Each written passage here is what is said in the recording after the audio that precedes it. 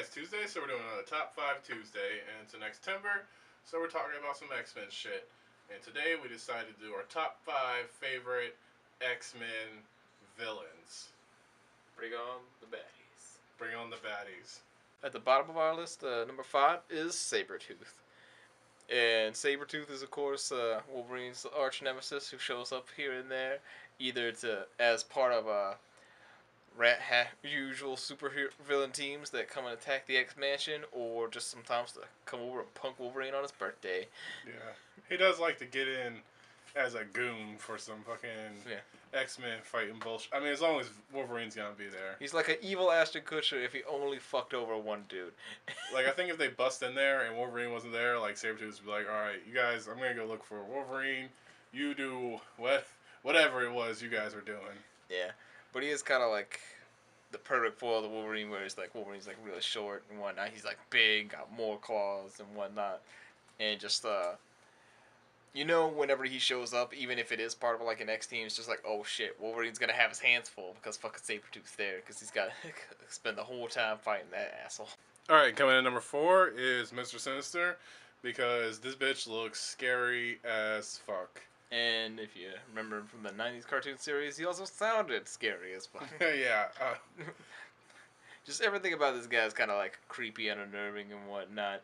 Just like, not only, like, he doesn't want to kill you, he doesn't want to, like, take over the world. He just wants to experiment the shit out of you. Yeah. Yeah, he's really into some mad science shit. Yeah. I mean, his team of Lackeys is called, like, the Nasty Boys. It's like some fucking ridiculous 90s band.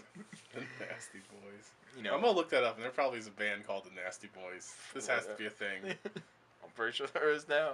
Always cloning shit, him and his marauders. Yeah, and also he's just ridiculous because it seems like whatever iteration it is, he just has like a new variation of powers that he just kind of do whatever the fuck he wants. Yeah, and you freaking can't kill this guy. I mean, I think like the first time he died, Cyclops obliterated him to a skeleton, and it's just like, I'm gonna be back in the fucking 3 months, bitch.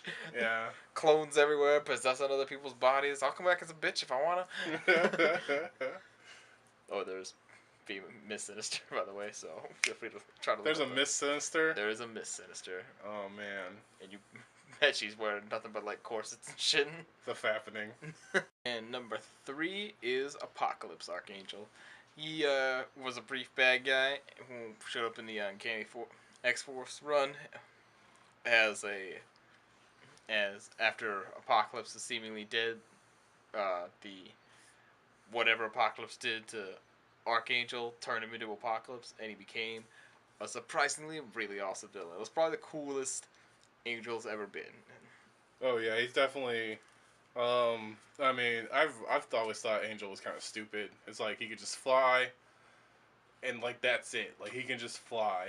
But you know what really cools him up? Turning his wings into blades. And turn him into some sort of crazy bad guy that you gotta go kill now. Yeah, and he's got a fucking squad of super evil motherfuckers with him. And a dark beast. And fucking he's just taking over chicks so he can have sex with them. He's just like, oh, here you go, baby girl, eat this fucking apple. We're gonna fuck for the rest of your life. Yeah, and then, like, he just, like, ended up being, like, a perfect villain for that series and whatnot. Like, completely going over to the dark side and whatnot. Just, like, I mean, there's, like, the one scene where he's about to act as an evil plan, and it's just, he, like, flies down, and some kid, like, runs up to him and is like, oh, hey, aren't you a superhero? He's like, I used to be. Freaking plants to sea, flies up in the air, nukes that whole town, including that kid. Yeah. It was pretty great. That evil fuck. Yeah, plus Phantom X fought against him, and Phantom X is that shit, so that helps him a lot for me.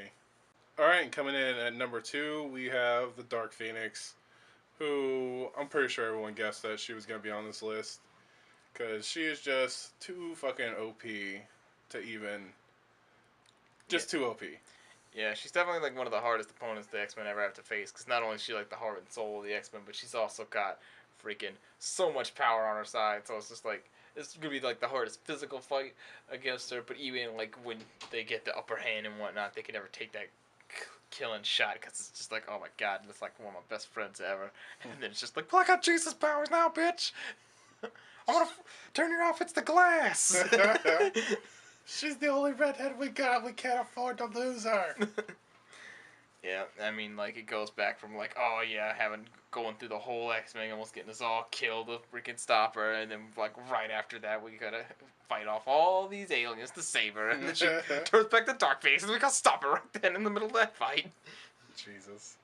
Ridiculous ass. Yeah, I mean, she's pretty evil, she does some bad things, but she killed Cyclops in The Last Stand, so, I mean... What are you talking about, Scott? What Last Stand? X-Men The Last Stand, that really great movie. What are you talking about? Yeah. That's not part of this timeline, Scott. That never happened anymore. Coming in at number 1, you probably guessed this, he hasn't shown up yet. Yeah. Magneto. You can't really talk about X-Men without bringing up this red and purple wearing motherfucker. Yeah, he certainly loves to fucking show up in some X-Men shit. Yeah. Whether it be like the new headmaster of the school, being their arch enemy, being their best friend, disguising themselves and going to the X-Men, he's just always fucking popping up somewhere. Well, one thing you can be sure of is that whatever he's doing, he's plotting on betraying whoever he's with. Oh my god. Never put Magneto on a team. It's like always the worst decision ever. And if he's not plotting on who he's going to betray, he's looking for someone to join up with him so that he can betray them. This is his plan 100% of the time. The greater good is with this guy. Yeah, and that goes into, like... Human Shield's killing his ex-girlfriends. Yeah, whatever, fuck it. There's all casualties of war. Which all goes into, like, he's just self-righteous. He thinks, like... His cause is so noble that he'll be able to get to it with any means necessary. Yeah, any means to the end, pretty much, where... Yeah, he just thinks that this is... I don't know. I mean, some people, I guess, would try and argue that he's doing good things, but... I mean, he did kill all those Russians in that sub. That was pretty hard. I mean, what do those guys do to Magneto? I mean, they were just, like, driving their sub, minding their own business. I think about to nuke him, but... You know, whatever.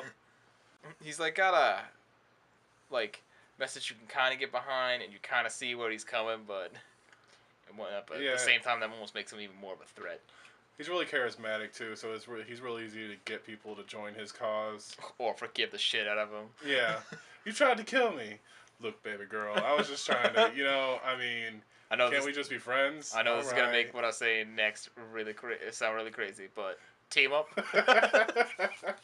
Yeah, classic Magneto. Alright, well, it looks like that's going to do it for our Top 5 Tuesday for this Tuesday.